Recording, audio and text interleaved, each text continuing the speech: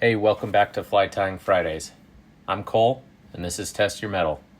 Today we're starting a new series called Filling a Box.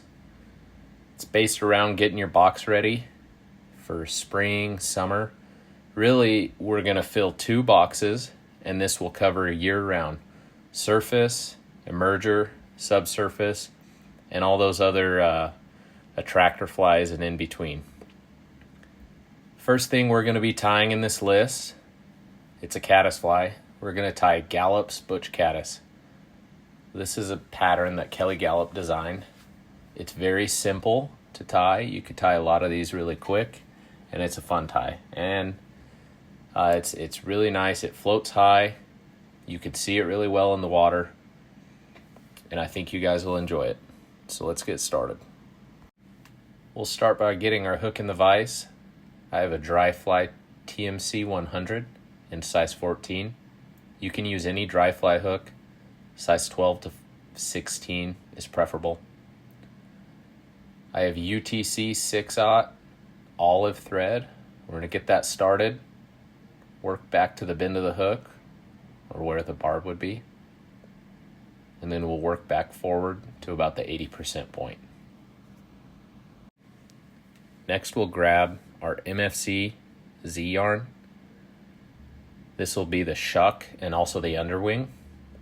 We're going to take one strand of it, split that in half, and use that to create our Shuck, a little bit of a body, and our Underwing.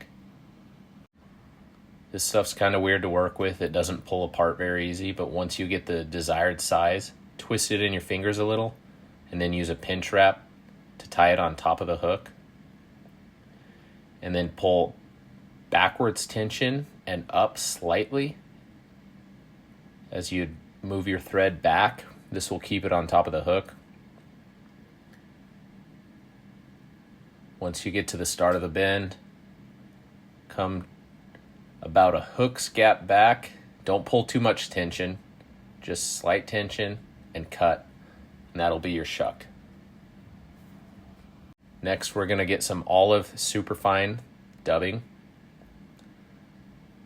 You can use brown olive, you could use olive, you could even use gray if you wanted.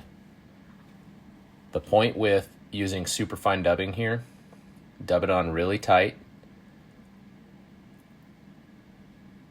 and we're just going to make a smooth, non-tapered body, just a slender body to match what a caddis would have. Working forward, wraps are touching, smooth, slender body, not focusing on any type of taper. And once we get here to our Shuck, we'll fold it back, go over it a couple times, and then finish with our thread right in front. To cut the Shuck, pull slight tension,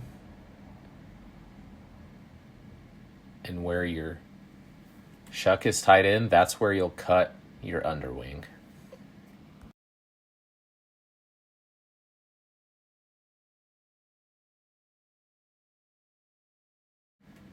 Now we'll get our deer hair, get the appropriate size clump, which would be what you would tie an elk hair caddis with, about a hook gap in width. We're going to clean this out with our brush, clean out any underfur, and then we'll put it in our hair stacker. Make sure there's any fluff in there is removed. Get that in your hair stacker, pull out any stragglers. Just give it a nice stack on your desk.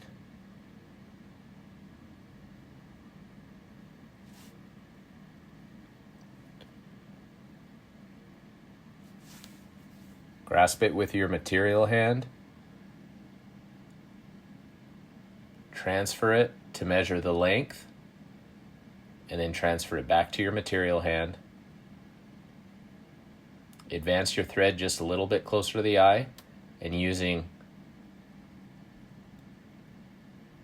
lighter wraps, add 2 wraps, pull a little bit of tension, and then advance your thread backwards using light tension.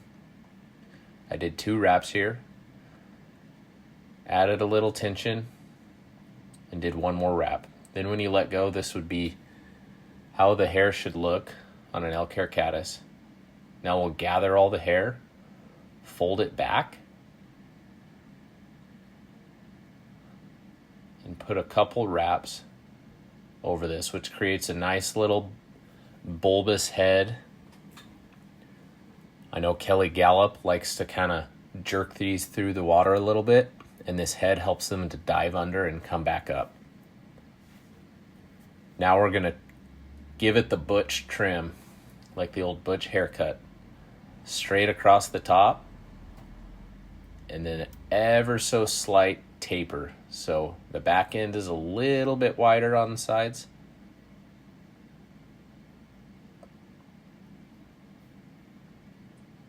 I'm not going completely parallel with the hook. The front of my scissors are pointed in just ever so slightly. Having the butts of the deer hair makes this fly really easy to see, and it floats really well. You'll see some fluff in there. It's not a big deal. Fish aren't going to care.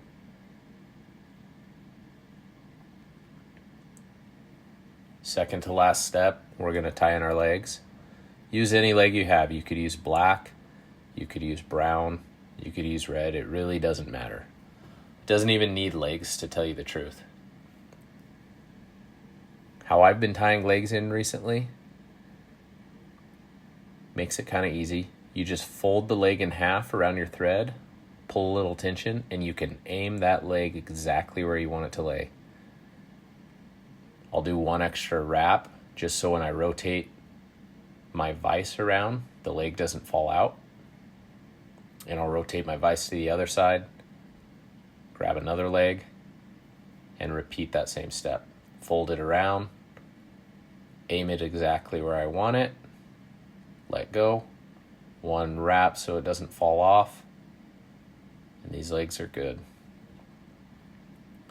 Last thing I do is add a tiny bit of dubbing just to spread them a little more, get a little bit more of an X pattern.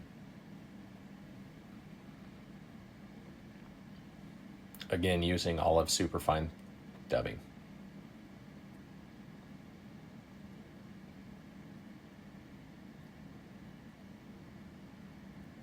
This also covers up your thread on the bottom side where you already have dubbing.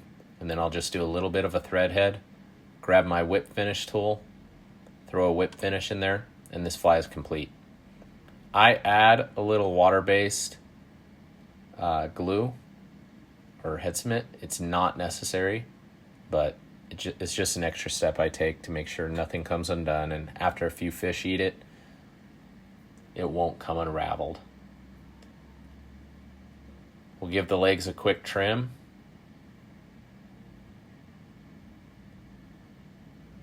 And that is the Butch Caddis. Give this fly a try. It's been a fun tie. I was able to crank out 6 of these really quick.